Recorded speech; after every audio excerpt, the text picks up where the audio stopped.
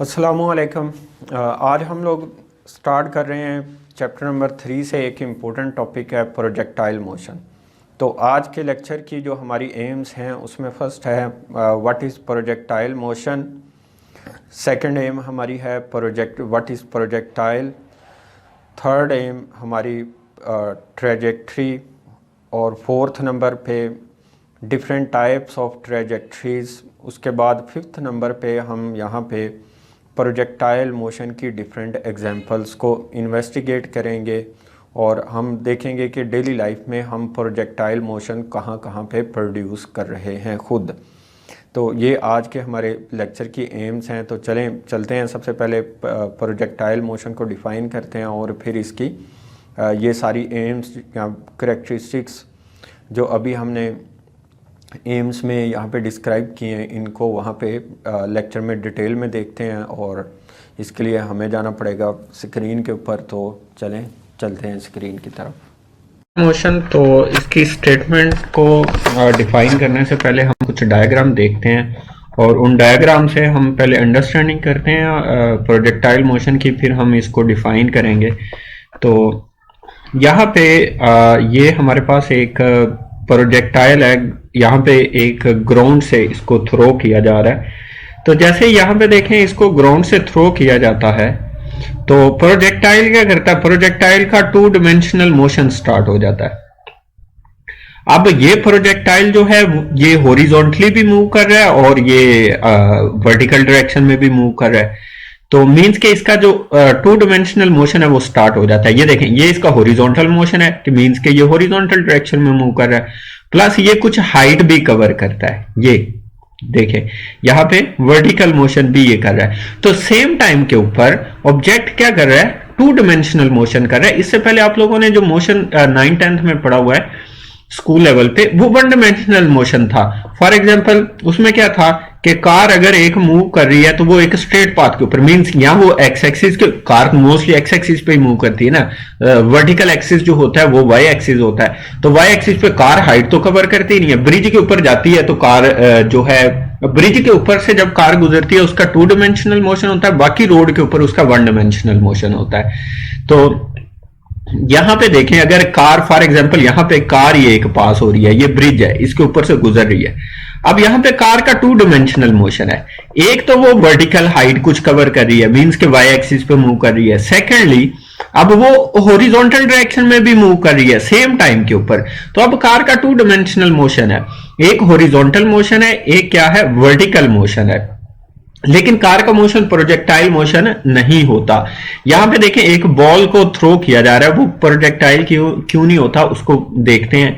यहां पे एक बॉल को थ्रो किया जा रहा है, इस बॉल के साथ इंजन नहीं है जो रास्ते में इसको पावर प्रोवाइड करे, इसको एनर्जी प्रोवाइड करे। या रॉकेट के साथ जैसे फ्यूल रॉकेट्स होते हैं, इसके साथ कोई फ्यूल रॉकेट नहीं है। आपने बॉल को फेंक दिया, बॉल जो है इनिशियल पुश की वजह से मूव कर रही है और उसका जो वर्टिकल मोशन है वो अफेक्ट हो रहा है ग्रेविटी की वजह से, और उसका जो हॉरिजॉन्टल मोशन है वो प्योरली इनिशियल पुश की वजह से होता है। तो हम ये कह सकते हैं कि जो प्रोजेक्टाइल मोशन है वो अनपावर्ड है। अनपावर्ड का मीनिंग क्या है कि जब उसको थ्रो कर दिया जाता है तो रास्ते में उसके साथ कोई इंजन नहीं होता, कोई फ्यूल नहीं होता जो उसको एनर्जी प्रोवाइड करे। अनगाइडेड इस वजह से है कि रास्ते में जब आप उसको छोड़ चुके, आपने बॉल थ्रो कर दिए, तो अब आप रिमोट से बैठे हुए उसकी डायरेक्शन या उसके मोशन को चेंज नहीं कर सकते। वो अब हमारे कंट्रोल नहीं, वो इनिशियल पुश जो मिली उसी की बुनियाद पे उसने मूव करना है। तो जब उसे रिलीज कर दिया जाता है तो हम उसके मोशन को अब कंट्रोल नहीं कर सकते। तो ये अनगाइडेड मोशन भी होता है और ये 2 डायमेंशनल मोशन है। वर्टिकल मोशन यहाँ पे देखें इसके मोशन को चेंज कौन करता है, ग्रेविटी। ग्रेविटी एक्ट करती है, इनिशियल पुश की वजह से ऑब्जेक्ट क्या जा रहा है, इनर्शिया की वजह से अपवर्ड जा रहा था, लेकिन क्या किया ग्रेविटी ने उसके पाथ को चेंज किया। अब ये तो स्ट्रेट मूव करता नहीं, तो लेकिन ग्रेविटी क्या करती है उसके पाथ को कर्व शेप में ले जाती है। तो वर्टिकल मोशन प्योरली इफेक्ट होता है ग्रेविटी की वजह से। तो कार का मोशन जो है वो पावर्ड मोशन होता है, गाइडेड मोशन होता है। आप कार को बार बार कंट्रोल भी कर रहे हैं, उसका इंजन उसे पावर भी सप्लाई कर रहा है, इस वजह से वो प्रोजेक्टाइल मोशन नहीं है क्योंकि वो पावर्ड है और गाइडेड मोशन है। लेकिन जब कार एक स्ट्रेट रोड के ऊपर मूव कर रही है, एक दफा आप उसे मूव करके इंजन ऑफ कर दें तो तब उसका मोशन जो है, अगर ब्रिज के ऊपर ऐसा करेंगे तो तब प्रोजेक्टाइल होगा। मींस के कार को अगर अनपावर्ड कर दें, अनगाइडेड कर दें और ब्रिज के ऊपर, बाकी रोड के ऊपर उसका लीनियर मोशन है, वो वन डायमेंशनल मोशन है, वो प्रोजेक्टाइल मोशन में नहीं आएगा। तो जो प्रोजेक्टाइल है वो टू डायमेंशनल मोशन होता है, वाई एक्सिस पे भी होता है और एक्स एक्सिस के ऊपर भी होता है। तो एक और इसकी एग्जांपल देखते हैं प्रोजेक्टाइल मोशन की। यहां पे देखें, यहां पे अगेन हमारे पास एक पर्सन है, वो एक बॉल को थ्रो कर रहा है। अब जैसे ही वो बॉल को थ्रो करता है तो बॉल का टू डायमेंशनल मोशन जो है स्टार्ट हो जाता है। और यहां पे आप लोग अगर देखें तो डिफरेंट पाथ जो है वो शो किए गए हैं। ये पर्सन बॉल को थ्रो कर रहा है, यहां पे देखें।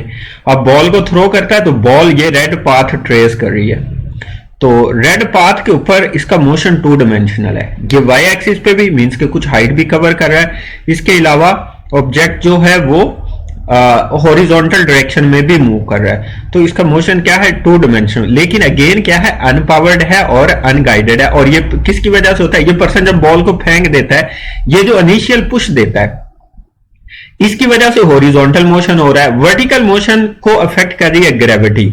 तो हम ये यहां पे हम फिर प्रोजेक्टाइल मोशन की डेफिनेशन डिफाइन कर सकते हैं।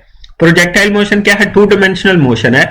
लेकिन जो प्रोजेक्टाइल मोशन है वो प्योरली फ्री फॉल मोशन की तरह है।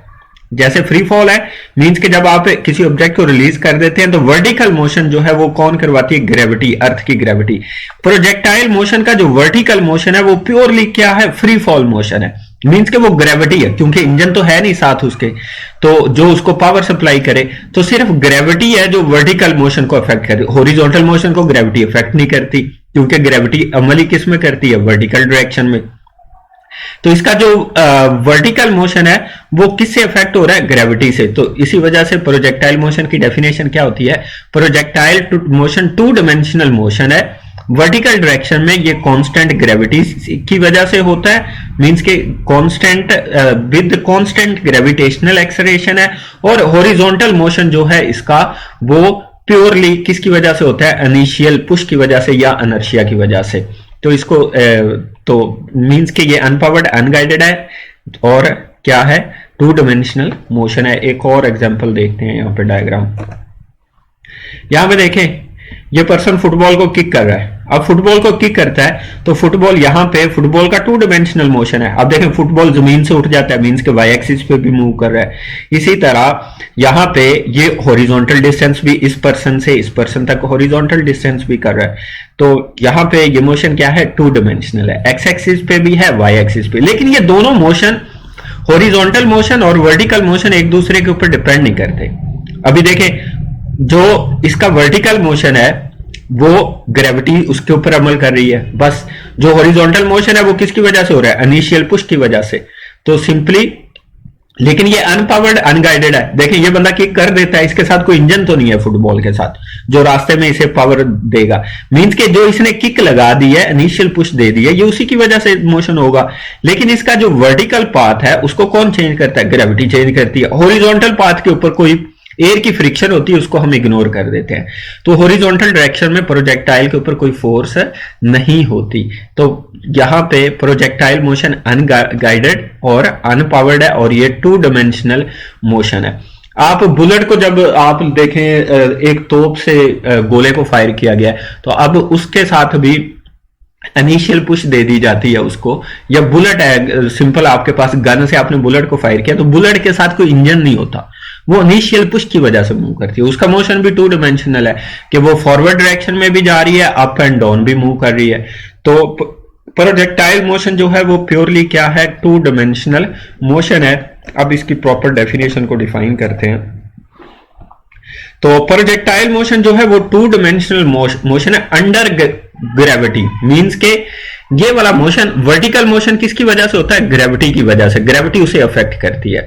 उसके अलावा जो इसका हॉरिजॉन्टल मोशन है वो इनर्शिया की वजह से है। तो हम ये कह सकते हैं projectile motion two dimensional motion है under constant gravitational acceleration and initial push, या फिर inertia. Projectile motion under gravity होता है और इसका वर्टिकल मोशन अंडर ग्रेविटी होता है और horizontal motion purely due to inertia होता है।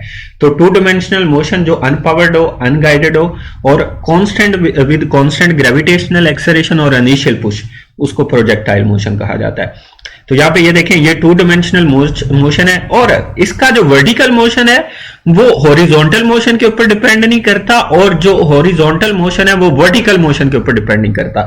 वर्टिकल मोशन ग्रेविटी के ऊपर डिपेंड करता है, हॉरिजॉन्टल मोशन इनिशियल पुश या इनर्शिया के ऊपर डिपेंड करता है।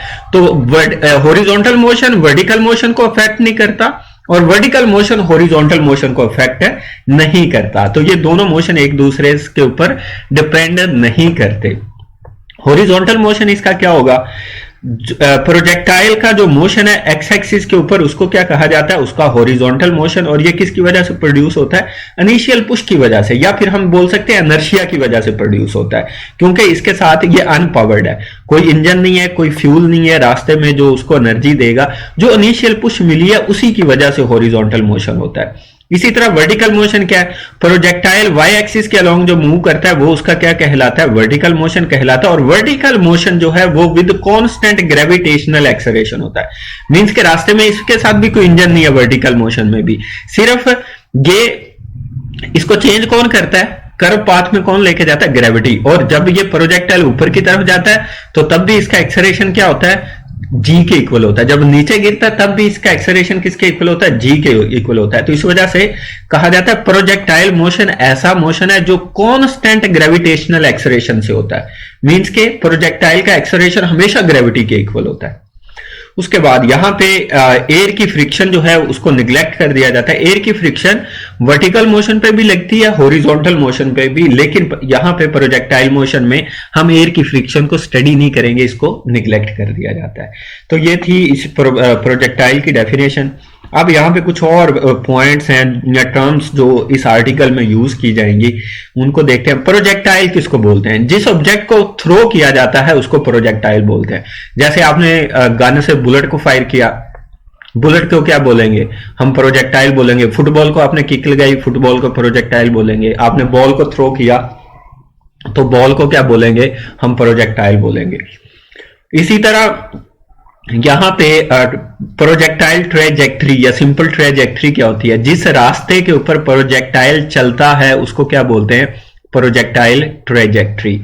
जिस रास्ते आपने बुलेट को फेंका, बुलेट ने जिस रास्ते के ऊपर ट्रेवल किया उसको क्या बोलेंगे, ट्रेजेक्ट्री बोलेंगे।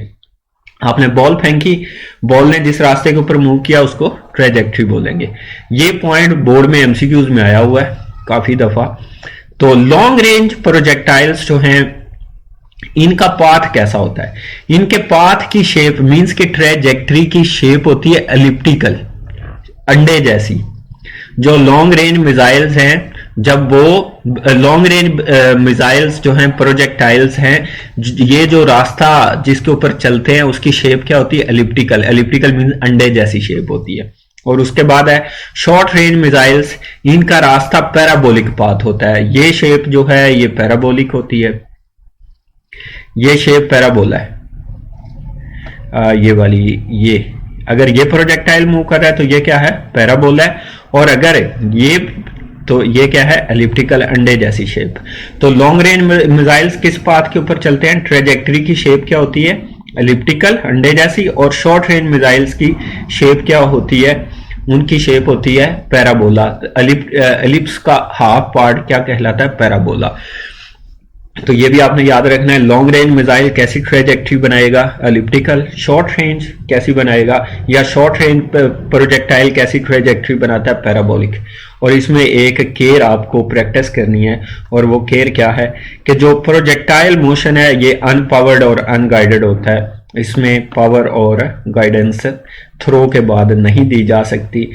अदरवाइज ये प्रोजेक्टाइल की अगर कोई इंजन है, पावर है या गाइडेंस है, तो वो प्रोजेक्टाइल मोशन नहीं होगा, वो पावर्ड एंड गाइडेड मोशन में चला जाता है।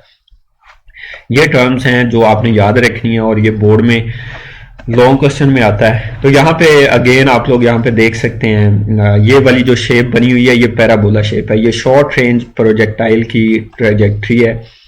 तो ये शेप क्या कहलाएगी, पैराबोला है। और अगर लॉन्ग रेंज मिसाइल होगा तो उसके साथ ये पार्ट भी ऐड हो जाएगा। तो ये देखें एग जैसी शेप, इसको एलिप्स बोलेंगे फिर सारी शेप को। तो लॉन्ग रेंज की शेप एलिप्टिकल होती है, शॉर्ट रेंज की शेप जो है वो क्या होती है, पैराबोला। तो ये पार्ट यहीं तक था। अगर कोई क्वेश्चन हो तो आप लोग कमेंट सेक्शन में मुझे बता सकते हैं। तो तब तक के लिए अल्लाह हाफिज़।